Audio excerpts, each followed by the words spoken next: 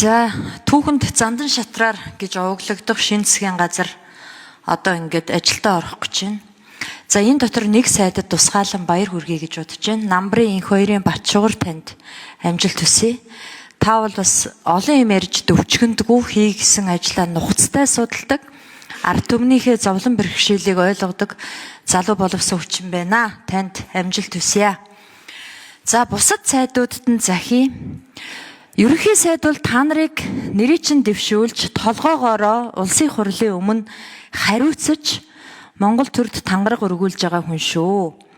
Ерөнхий сайд чинь хинж байж болно. Тэр хүнээсээ бити урваарай.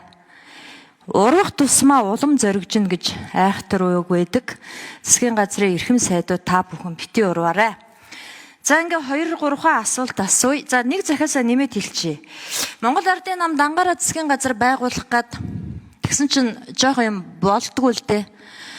Жишээлбэл нэг ганган өөхөн гарах гэжээл толны өмнө эргэлдээд идэг, уруула будмаар байдаг. Иргэний зэрэг ногоо нам, хүн нам бити уруулын будган байгаарэ. Мейкап нь биш шүү та нар. Хамтарч ажиллаж хариуцлага үүрэх ёстой гэдгээ ухаарназ. 5 дугаар сарын 12-нд говийн бүсэд засгийн газрын чуулган хуралцсан. За энэ дээр маш зөв зүйтэй асуудлуудыг ярьсан. Засгийн газрын тогтоол гараагүй ерөөсөө. Энэ тогтоолыг тэмдэглээс нь харж гаргаж өгөөч.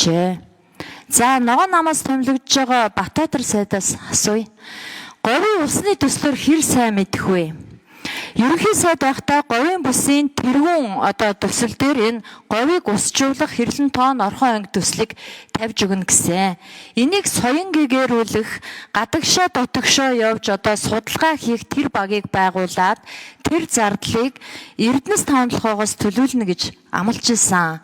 Монгол төр залгам чалаанд байх ёстой. Энэ асуудал дээр манлайлал үзүүлж ажиллаж өгөөч.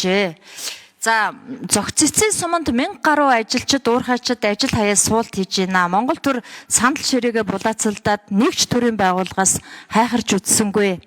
Маргааш зохиц эцсийн суманд ажиллана. Тэгээ одоо шинээр томилогдож байгаа АУ-ПК сайд дамдын юм сайд нарт эхний шаардлагыг чинь зохиц эцсийн сумаас авчирнаа. За дээрэс нь учрал сайдыг одоо манай Дорн говийн Улаанбаатар сум хөвсгөл сумынхан дууцсаар сар гаруй боллоо. Та очих уу? За тэгээд ерөнхий сайдаас асуулаа, Батбаатар сайдаас асуулаа, учрал сайдаас асуулаа, 3 асуултанд хариулт аваад нэмж бас тодруулъя.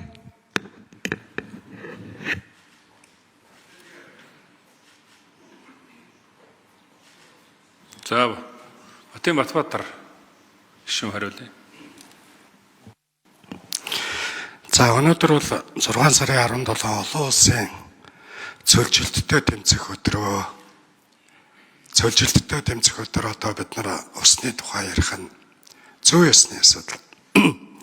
Ер нь говийн усны төсөл гэдэг ганцхан хязгаар дотор усны асуудлыг багтааж болохгүй. Ус бол олон улсын гэрээ конвенц олон зүйлээс шалтгаалдаг.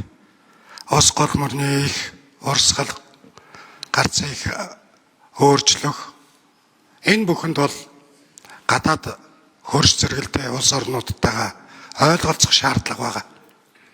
Зөвхөн Монголын говь дотор бодох юм бол бид нар энэ асуудлыг шийдэж чадахгүй. Иргэний зориг ногоо нам бол суур үндсэн үзэл баримтлалынхаа хувьд ногоо үзэл баримтлалыг тээж явдгийнхаа хувьд энэ асуудал дээр бол хангалттай манлайлал үзүүлж ажиллаж чаднаа. Энэ манлайлалыг үзүүлэхэд улсын их хурл 5 намын 126 гишүүн дэмжиж ажиллах нь ирээдүйн Монгол улсад бидний өр хөвгөдөд чухал шүү гэдгийг бол хэлмээр байна. Баярлалаа.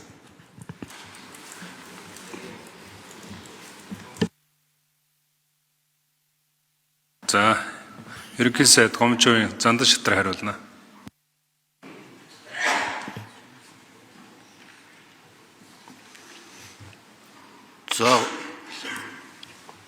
За говийн бүсийн чуулганаар дэд бүтэц ус эрчим хүчний хомсдол заавал урхаа өгөөж хөдөөгийн ард иргэд төрөхгүй байгаа асуудал за саяны амнаатад орон нутгийн иргэдэд очих өгөөжийн асуудлыг заавал урхаа тэлэлтийн зохицуултын асуудал зэрэг ярьсан ч засгийн газар бол тэмдэглэл хэлбэрээр гаргасан юм блэ.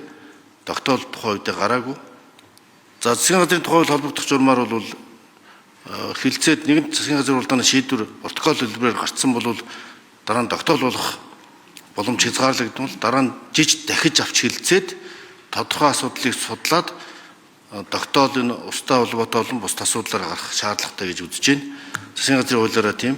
Харин усчуултын төслийн хувьд бол энэ 2.7 их найдын өртөгтэй энэ төслийг бол төр хувийн хөвчийн түншлэлээр хийх